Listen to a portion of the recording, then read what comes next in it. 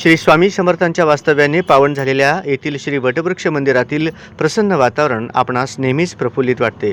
या प्रसन्न वातावरणामुळे मनात स्वामीमय भक्तीचा आनंद सागर तळतो। त्यामुळे स्वामी दर्शनाची आस नेहमी लागणे साहजिकच आहे। अशा या स्वामी समर्थांच्या जागृत स्थान असलेल्या वटवृक्ष मंदिरास भाविकांनी वेळोवेळी भेट देऊन नेहमीच स्वामी दर्शन घेऊन वटवृक्ष मंदिरातील प्रसन्नतेचा भाविकांनी नेहमी लाभ घ्यावा, असे मनोगत भारतीय जनता पार्टीचे महाराष्ट्र शासन सांस्कृतिक प्रौद्योगिक मंत्री व बांद्रा मुंबई विधानसभा मतदारसंघाचे आमदार आशिष शेलार यांनी व्यक्त केले।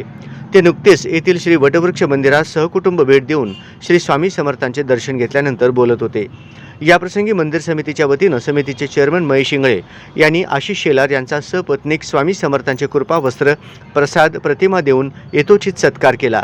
यावेळी आमदार आशिष शेलार बोलत होते। यावेळी आमदार सचिन दादा कल्याण शेट्टी, प्रथमेश इंगळे, शहाजी बापू पवार, नरेंद्र हेटे, अमय हेटे आदी उपस्थित होते।